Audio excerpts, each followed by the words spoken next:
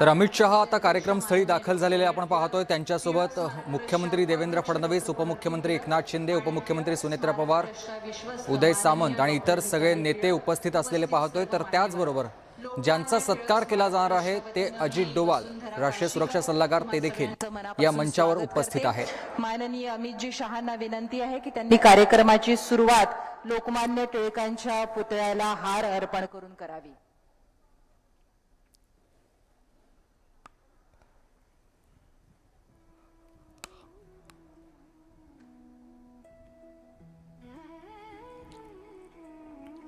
अमित शहा हे लोकमान्य टिळक यांच्या पुतळ्याला पुष्पहार अर्पण करतात। त्यांच्यासोबत मुख्यमंत्री देवेंद्र फडणवीस देखील आहेत। आज अमित शहा पुण्यामध्ये आहेत कारण आज अमित शहांच्या हस्ते अजित डोवाल यांचा सत्कार केला जाणार आहे। त्यांना पुरस्कारांना सन्मानित केलं जाणार आहे। लोकमान्य टिळक राष्ट्रीय पुरस्कार आणि या पुरस्काराचं आज आयोजन मुख्यमंत्री देवेंद्रजी फडणवीस, माननीय उपमुख्यमंत्री एकनाथजी शिंदे आणि माननीय उपमुख्यमंत्री सुनेत्राताई पवार यांनी फुलांच्या पाकळ्या वाहून लोकमान्य टिळकांच्या पुतळ्याला आदरांजली दिली आहे। माननीय डोवाल साहेब,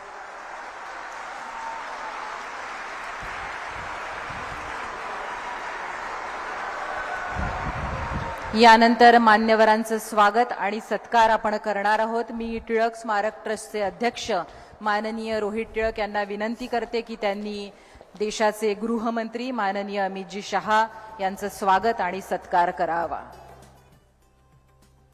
आपण इथे खास अमितजी शहांसाठी गीता रहस्याची गुजरातीमधील प्रत शॉल त्यांना भेट देतो आहोत आणि पुष्पगुच्छ। गीता रहस्य टिळकांनी मंडालेच्या तुरुंगामध्ये 6 वर्ष असताना लिहिलेला अद्भुत अद्वितीय गीतेवरचं भाष्य सांगणारा ग्रंथ। यानंतर डॉक्टर रोहित टिळकांना विनंती आहे की त्यांनी आपले लोकमान्य टिळक राष्ट्रीय पुरस्काराचे पुरस्कारार्थी माननीय अजित डोवाल,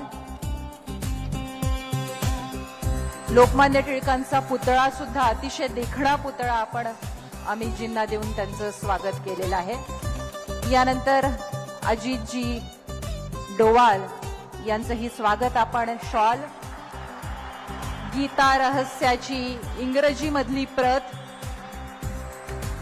गीता रहस्याची इंग्रजीमधली प्रत, पुष्पगुच्छ आणि लोकमान्य टिळकांचा पुतळा देऊन करतो आहोत। देशाचे राष्ट्रीय सुरक्षा सल्लागार माननीय अजितजी डोवाल,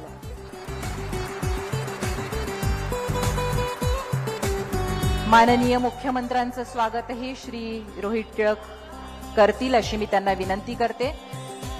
राज्याचे मुख्यमंत्री श्री देवेंद्र फडणवीस,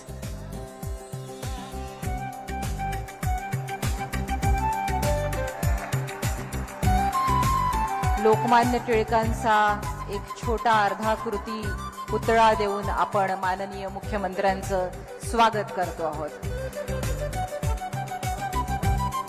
यानंतर माननीय उपमुख्यमंत्री श्री एकनाथजी शिंदे यांचंही स्वागत आणि सत्कार रोहितजींनी करावा अशी मी त्यांना विनंती करते।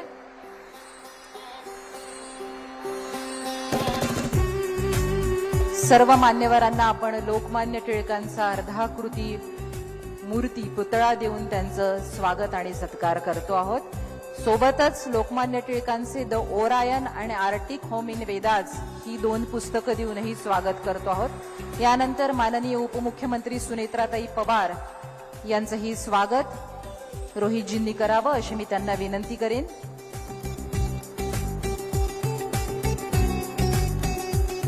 The Arctic home in Vedas आणि ओरायन ही 2 पुस्तकं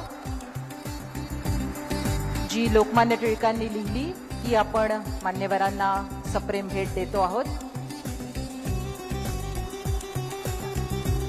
यानंतर केंद्रीय राज्यमंत्री सहकार आणि नागरी हवाई वाहतूक माननीय श्री मुरलीधर मोहोळ यांचंही स्वागत माननीय रोहित टिळक करतील अशी मी त्यांना विनंती करते। माननीय केंद्रीय राज्यमंत्री सहकार आणि नागरी हवाई वाहतूक श्री मुरलीधर मोहोळ,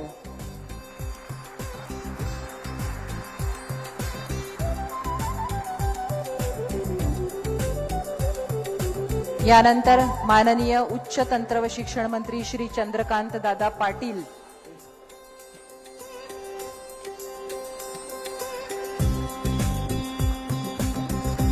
यानंतर माननीय उच्च तंत्र व शिक्षण मंत्री चंद्रकांत दादा पाटील यांचेही स्वागत श्री रोहित टिळकांनी करावं अशी मी त्यांना विनंती करेन.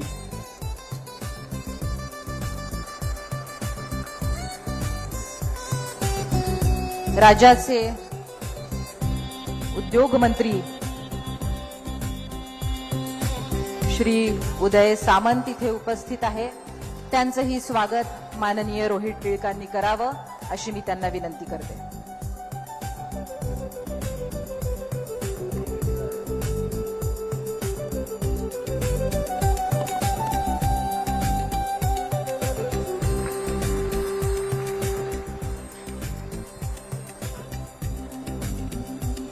महाराष्ट्र प्रदेश भाजपचे अध्यक्ष रवींद्र चव्हाण इथे उपस्थित आहे. त्यांचंही स्वागत रोहितजींनी करावं अशी मी त्यांना विनंती करेन.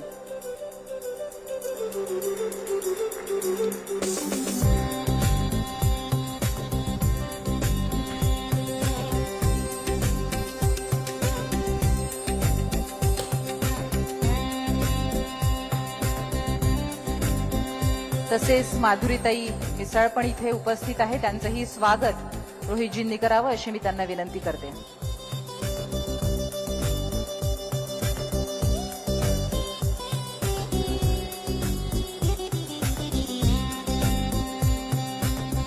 माधुरीताई मिसाळ यांचंही स्वागत रोहितजींनी करावं अशी मी त्यांना विनंती करते.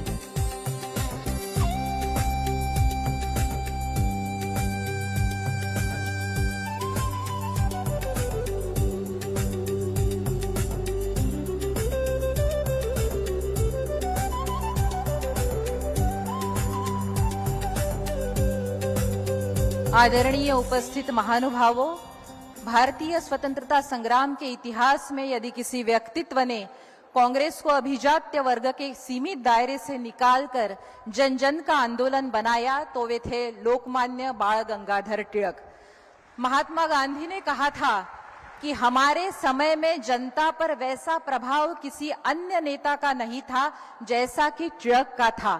ऐसे युग पुरुष लोकमान्य बाळ गंगाधर टिळक की पावन स्मृति में लोकमान्य टिळक राष्ट्रीय पुरस्कार प्रदान किया जाता है. इस सम्मान की स्थापना वर्ष 1983 में हुई.